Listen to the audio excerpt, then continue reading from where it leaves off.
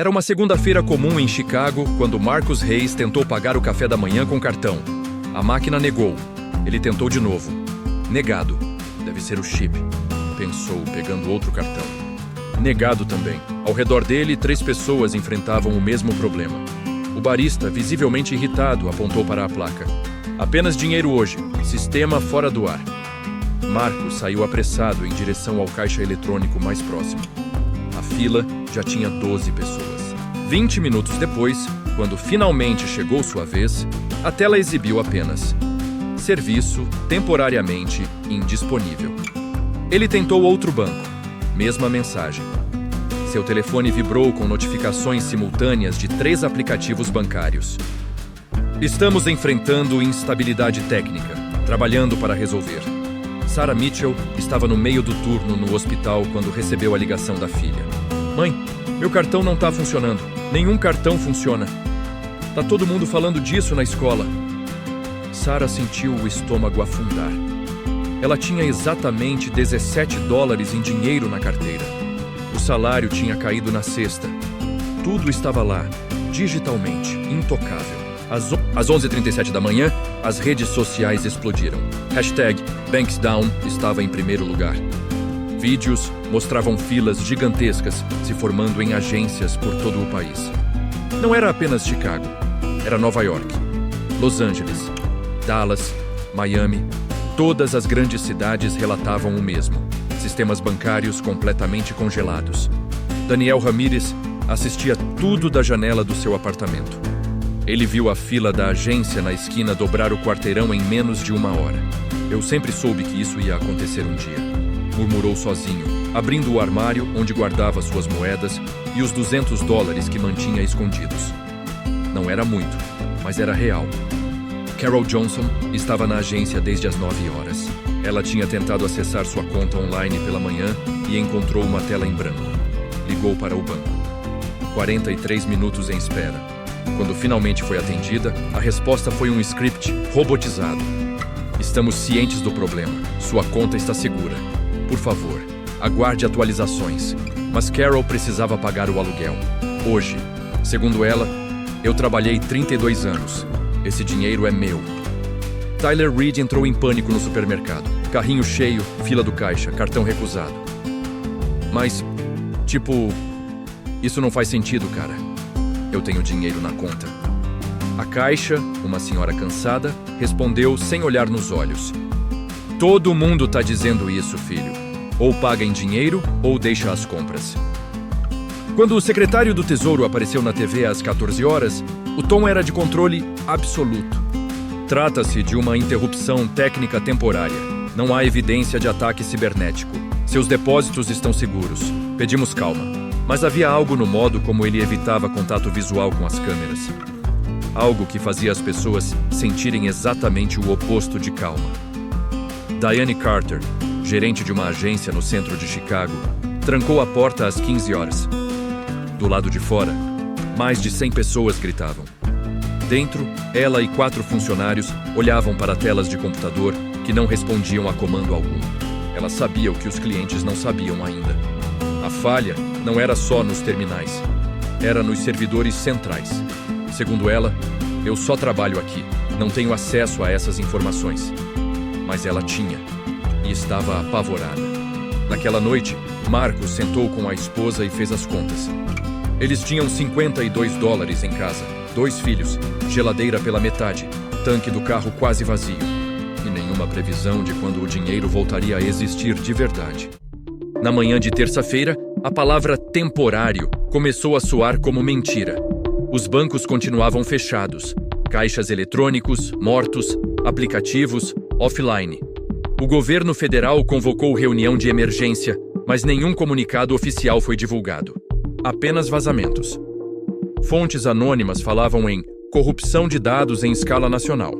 Ninguém explicava como isso era possível. Sarah Mitchell viu a fila do posto de gasolina se estender por 3 quarteirões. Apenas um dos 6 postos na região ainda aceitava dinheiro. Os outros exigiam cartão, e cartão não funcionava. Ela encheu o tanque e pagou com as últimas notas que tinha. Restaram $9. Segundo Sarah, Eu não posso parar, não existe essa opção para mim. Mas pela primeira vez em anos, ela sentiu que talvez não houvesse escolha. As redes sociais viraram campo de batalha. Teorias se multiplicavam. Foi a China. Foi um vírus russo. Foi erro humano. Foi sabotagem interna. O governo negava tudo, mas não oferecia nenhuma explicação real. Apenas repetia: estamos trabalhando 24 horas para restaurar os serviços. Carol Johnson dormiu na fila da agência, literalmente. Chegou às 6 da manhã com uma cadeira dobrável, um cobertor e uma garrafa térmica de café. Ela não seria a última. Às 8 horas, havia mais de 200 pessoas esperando. Quando a gerente, Diane Carter, abriu a porta, a multidão avançou. Diane levantou as mãos, voz trêmula. Por favor, a gente só pode liberar $50 por pessoa. É tudo que foi autorizado. $50. Carol tinha 12 mil na poupança. $50 não pagavam nem a conta de luz. Marcos tentou sacar os 50 permitidos. O sistema travou no meio da transação. A tela congelou. O caixa humano, visivelmente assustado, pediu desculpas e chamou o gerente. 20 minutos depois, Marcos saiu sem nada. A agência fechou mais cedo por questões de segurança. Segundo Marcos, a gente sempre fez tudo certo, sempre. Mas não importava mais. Tyler Reed passou o dia tentando vender coisas online para conseguir dinheiro vivo. Videogame, tênis, fones de ouvido, ninguém comprava. Todo mundo estava fazendo a mesma coisa. O mercado de objetos usados colapsou em 48 horas. As pessoas não queriam coisas, queriam dólares físicos. Leon Walker, sentado na varanda de sua casa nos arredores da cidade, assistia tudo com uma calma perturbadora. Ele tinha dinheiro guardado. Não muito mais, o suficiente. Tinha comida enlatada, lenha, um gerador a diesel. Ele não confiava em bancos desde 2008. Segundo Leon, sempre mantive dinheiro vivo guardado. Sempre. Mas até ele começava a se perguntar quanto tempo aquilo duraria. Jasmine Torres organizou uma reunião no centro comunitário do bairro. 32 pessoas apareceram. Ela propôs um sistema de troca. Quem tinha comida extra, trocava por combustível. Quem tinha combustível, trocava por remédios. Era primitivo, mas funcionava. Segundo Jasmine, a gente resolve isso entre nós, sem esperar ninguém. Na quarta-feira, os supermercados começaram a limitar compras. Apenas dinheiro, apenas 3 itens por pessoa. As prateleiras de arroz, feijão e água ficaram vazias em horas. Brigas começaram a estourar nas filas. A polícia foi chamada 6 vezes só naquela manhã em uma única loja. Daniel Ramírez filmava tudo do celular. Postava anonimamente. Seus vídeos viralizavam, mas ele não sentia vitória nisso, apenas medo crescente.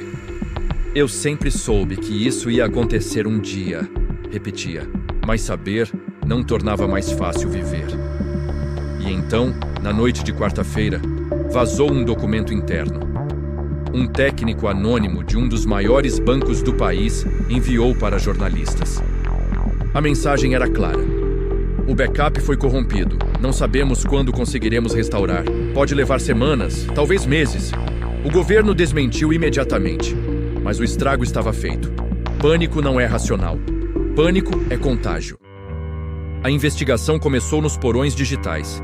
Jornalistas, hackers independentes e ex-funcionários de tecnologia começaram a conectar os pontos. O sistema bancário americano, supostamente o mais seguro do mundo, tinha uma falha estrutural que ninguém quis admitir. Centralização excessiva. Um relatório vazado de 2019 alertava exatamente para isso. A empresa de tecnologia responsável pelos sistemas de backup de quase 70% dos bancos americanos, Data Vault Systems, tinha sido comprada por um fundo de investimento que cortou custos, terceirizou servidores e ignorou auditorias de segurança. O documento dizia textualmente: em caso de falha simultânea nos servidores primários e secundários, não há protocolo de recuperação viável. O servidor primário caiu na sexta-feira à noite devido a uma atualização de software mal testada. Protocolo padrão: ativar o backup. Mas o backup estava corrompido. Não por ataque, não por vírus, por negligência. Arquivos críticos tinham sido sobrescritos meses atrás, durante uma migração de dados. Ninguém percebeu. Ninguém testou. Marcus descobriu isso lendo um fórum obscuro de tecnologia às 2 da manhã. Ele não conseguia dormir. Sua esposa dormia ao lado, mas ele sabia que ela também estava acordada. Só fingindo. Segundo Marcus, a gente sempre fez tudo certo. Sempre. Mas o sistema não fez. Sarah Mitchell viu a entrevista de um ex-engenheiro da DataVault que apareceu anonimamente em um podcast. Ele disse: "A gente avisou, mandamos e-mails, fizemos apresentações, disseram que era caro demais consertar algo que provavelmente nunca aconteceria." Carol Johnson não entendia de tecnologia, mas entendia de traição.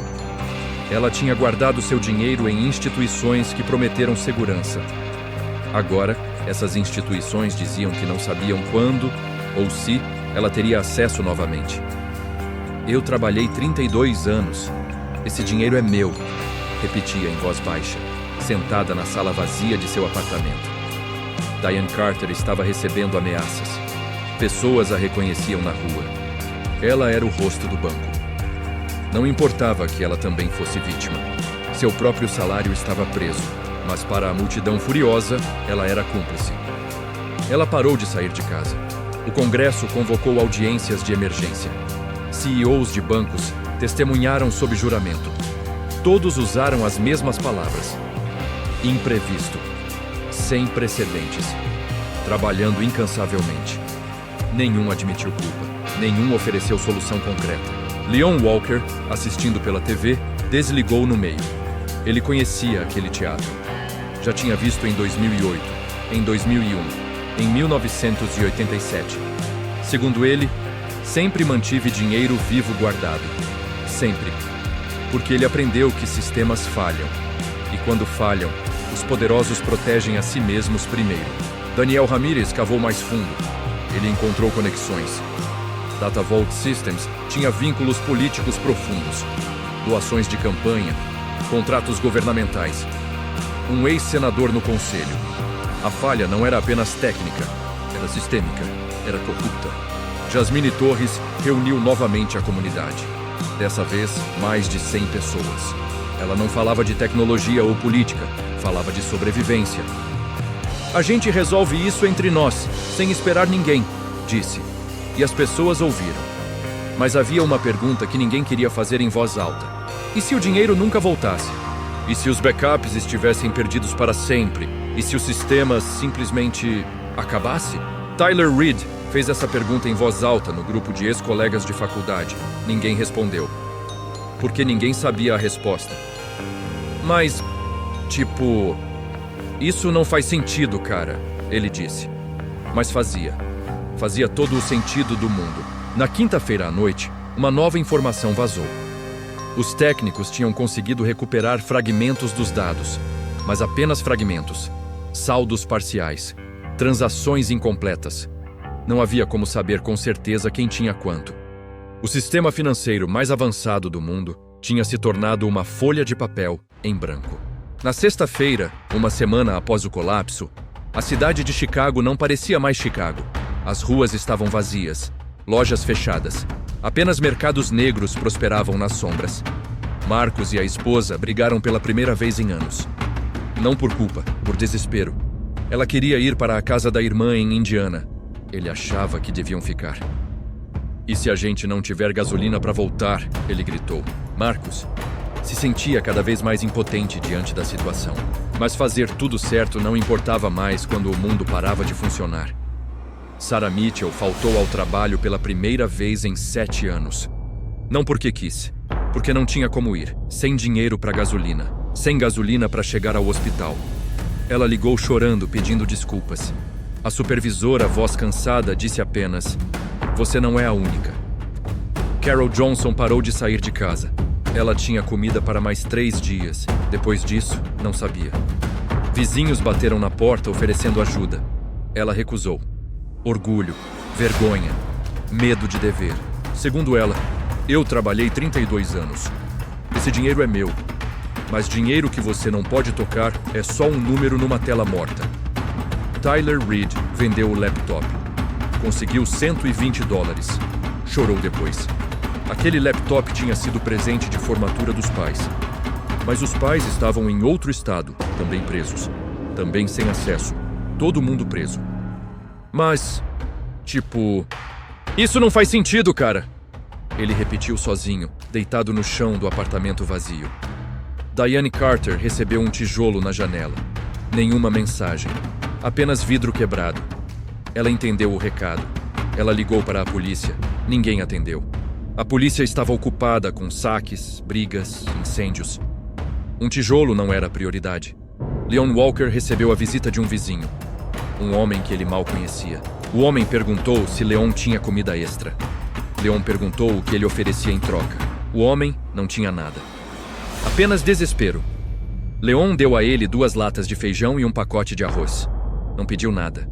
Segundo Leon, você deve sempre ter dinheiro guardado em casa para possíveis emergências. Dinheiro não mata a fome, mas te salvará nas primeiras 72 horas, enquanto ainda tiver valor. Jasmine Torres viu uma mãe chorando no centro comunitário. A mulher tinha 3 filhos. Nenhum alimento, nenhum recurso, nenhum parente próximo. Jasmine deu a ela metade do que tinha guardado. Não era caridade, era humanidade. A gente resolve isso entre nós, sem esperar ninguém, ela disse, segurando a mão da mulher. Daniel Ramírez filmava menos, postava menos. Estava ficando sem bateria no celular, sem eletricidade para recarregar, sem dinheiro para pagar a conta de luz. Ele percebeu tarde demais que estar certo não o mantinha aquecido à noite. Na noite de sexta-feira, Marcos tomou uma decisão. Ele pegou os $52 que restavam e comprou o máximo de comida não perecível que conseguiu. Arroz, feijão, óleo, sal, velas, fósforos. Não era muito, mas era algo. Sarah Mitchell fez a mesma coisa. Gastou os últimos $9 em macarrão e molho de tomate. Chegou em casa e abraçou a filha. Não disse nada. Não precisava. A filha entendeu. Carol Johnson finalmente aceitou a ajuda dos vizinhos. Eles trouxeram sopa, pão, água. Ela chorou. Não de tristeza, de alívio, de vergonha, de gratidão. Tudo ao mesmo tempo. Tyler Reed foi até a casa dos pais do seu colega de quarto. Eles o acolheram. Ele não tinha para onde ir.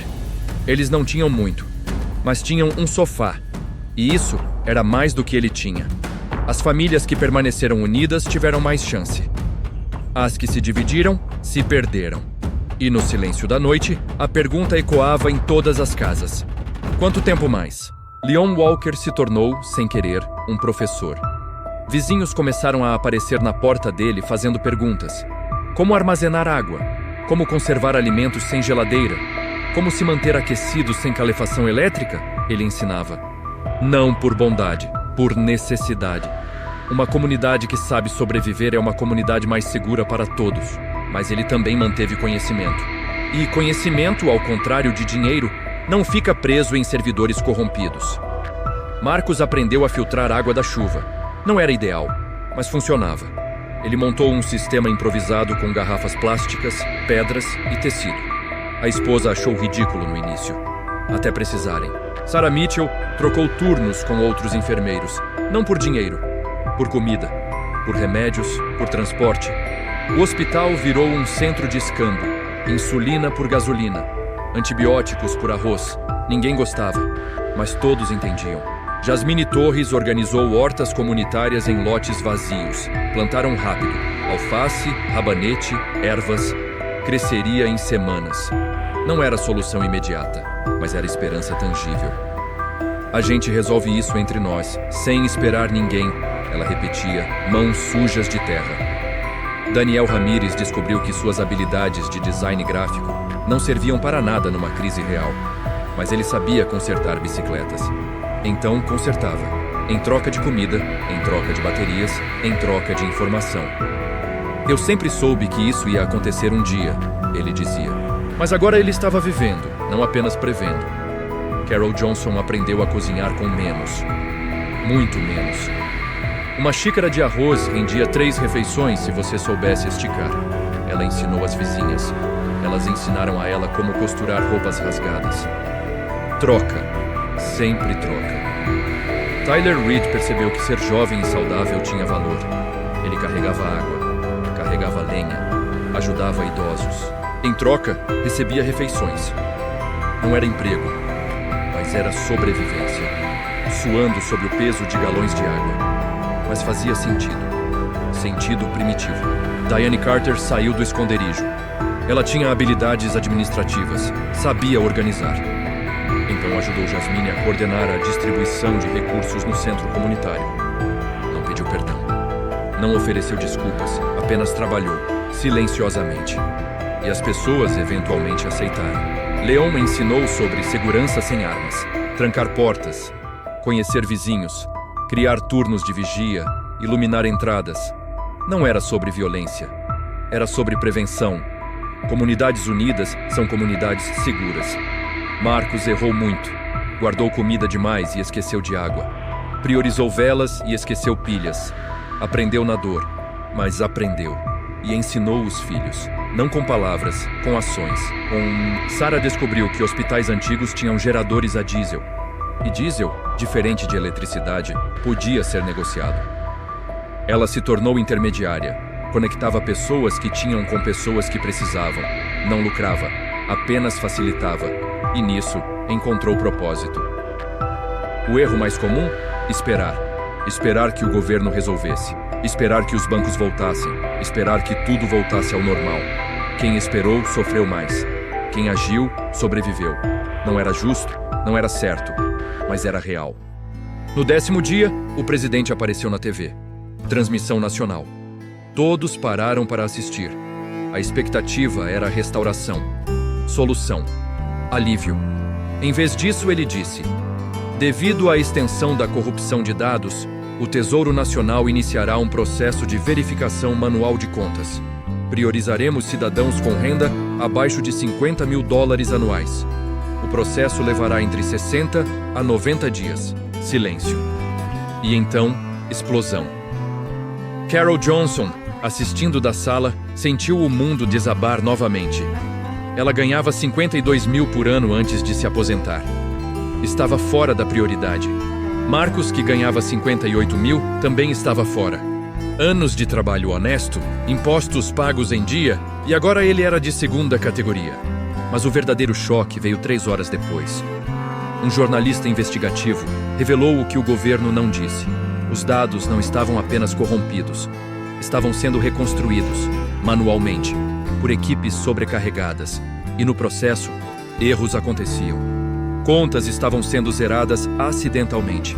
Saldos duplicados. Transações fantasmas aparecendo. O sistema não estava sendo restaurado. Estava sendo reinventado. E ninguém garantia precisão. Daniel Ramírez postou o relatório completo. Viralizou em minutos. O governo desmentiu, mas documentos vazados provavam o contrário. Então veio o segundo golpe. Data Vault Systems declarou falência. Eles não tinham seguro suficiente para cobrir as perdas. Os bancos processaram. O governo processou, mas não havia dinheiro. A empresa era um esqueleto financeiro. Diane Carter leu a notícia e riu. Uma risada amarga, quebrada. Ela tinha ações da Data Vault, papel sem valor agora. Leon Walker percebeu o que isso significava. Se os bancos não conseguissem recuperar os dados, e se a empresa responsável falisse, não havia responsabilização, não havia compensação, não havia justiça. Jasmine Torres viu protestos começarem. Não pacíficos, vidros quebrados, carros virados, incêndios. Sem esperar ninguém, estava se tornando nós contra eles. E eles eram qualquer um que parecesse ter mais. Sarah Mitchell viu o hospital começar a recusar pacientes sem dinheiro vivo. Não por crueldade, por colapso logístico. Fornecedores exigiam pagamento imediato. Hospitais não tinham. Pessoas padeciam não por falta de tratamento, mas por falta de sistema. Segundo Sarah, eu não posso parar. Não existe essa opção para mim. Mas o mundo tinha parado, e ela junto. Tyler Reed assistia sua geração desmoronar. Amigos voltando para casas de paz. Casais terminando sob pressão financeira. Sonhos evaporando. Era inevitável. Na noite do 11º dia, um novo comunicado. Devido a complicações imprevistas, o prazo de verificação manual foi estendido para 120 a 180 dias. 6 meses. Talvez mais. O dinheiro não ia voltar tão cedo, e para alguns, nunca voltaria. 3 meses depois, Chicago era uma cidade diferente. Não melhor, não pior. Apenas diferente. Marcus Hayes trabalhava agora em troca de comida. Consertava telhados, pintava casas, carregava coisas. Não era o que ele estudou. Não era o que planejou. Mas mantinha os filhos alimentados. E nisso, havia dignidade. Segundo Marcus, a gente sempre fez tudo certo. Sempre. E talvez tivesse feito. Mas sistemas falham. E quando falham, pessoas comuns pagam o preço. Sarah Mitchell continuava no hospital. Agora, coordenava um sistema de escambo médico. Salvava vidas não com dinheiro, mas com engenhosidade. Ela era mais cansada, mais magra, mais dura, mas ainda de pé. Eu não posso parar. Não existe essa opção para mim, ela dizia. E não parou. Carol Johnson recebia ajuda da comunidade. Não pedia, mas aceitava. Ela cozinhava para os vizinhos em troca. Suas sopas alimentavam famílias. Seu dinheiro digital, congelado e talvez perdido para sempre, não importava mais. Mas agora entendia que o que realmente possuía era algo que nenhum banco poderia armazenar. Conexão humana. Daniel Ramírez parou de prever desastres. Começou a consertar bicicletas em tempo integral. Pequeno negócio. Escambo. Moedas de prata ocasionais. Tyler Reed aprendeu habilidades que a faculdade nunca ensinou. Plantar, construir, negociar, confiar, desconfiar, sobreviver. Agora entendia que a vida raramente faz sentido. E que sentido é algo que você cria, não encontra. Diane Carter nunca voltou a trabalhar em banco. Ajudava Jasmine no centro comunitário. Silenciosamente. Sem reconhecimento. Sem perdão completo. Mas com propósito. Agora ela realmente trabalhava. Com as mãos. Com o coração. Leon Walker. Não está mais entre nós. Se foi no 5º mês. Ataque cardíaco. Rápido. Indolor, esperava. Ele deixou tudo para os vizinhos. Comida, ferramentas. Conhecimento escrito à mão em cadernos velhos. Leon sempre manteve dinheiro vivo guardado. Mas o que ele realmente guardou foi sabedoria. E sabedoria não morre com o corpo. Jasmine Torres se tornou líder de fato. Não eleita, não oficial, apenas necessária. Sempre sem esperar por ninguém. Resolveram, não perfeitamente. Não sem dor, mas resolveram. Os bancos eventualmente reabriram, parcialmente. Alguns saldos foram recuperados, outros perdidos para sempre. Processos judiciais se arrastavam.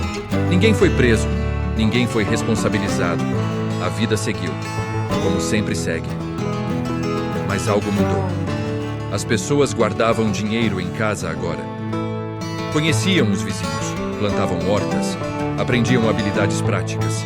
Confiavam menos em sistemas, confiavam mais em si mesmas. O dinheiro tinha parado por uma semana. Mas o mundo não parou, apenas desacelerou o suficiente para que as pessoas se lembrassem de algo que tinham esquecido. Que civilização é frágil, que sistemas falham, que instituições mentem, mas que humanidade, quando necessário, resiste. Marcus, sentado na varanda numa noite fria, olhou para as estrelas e pensou: a gente sempre fez tudo certo. Sempre. E talvez isso fosse verdade. Mas fazer tudo certo não era garantia de nada. Era apenas o melhor que você podia fazer. E às vezes, o melhor que você pode fazer é simplesmente continuar. Sarah, voltando do hospital de bicicleta, passou por uma família jantando à luz de velas na calçada. Eles acenam. Ela acena de volta. Eu não posso parar. Não existe essa opção para mim, ela pensa. Mas agora entende que parar não é falhar. Parar é humano. E continuar, depois de parar, é coragem. E em algum lugar, numa cidade que aprendeu a sobreviver sem sistemas, uma criança pergunta ao pai: isso pode acontecer de novo? O pai responde: sim. A criança pergunta: o que a gente faz? E o pai, segurando a mão pequena, diz: a gente se prepara, a gente se conecta e a gente nunca esquece. Porque o dia em que o dinheiro parou não foi o dia em que tudo acabou. Foi o dia em que tudo foi lembrado. Esta é uma obra de ficção criada apenas para reflexão e entretenimento.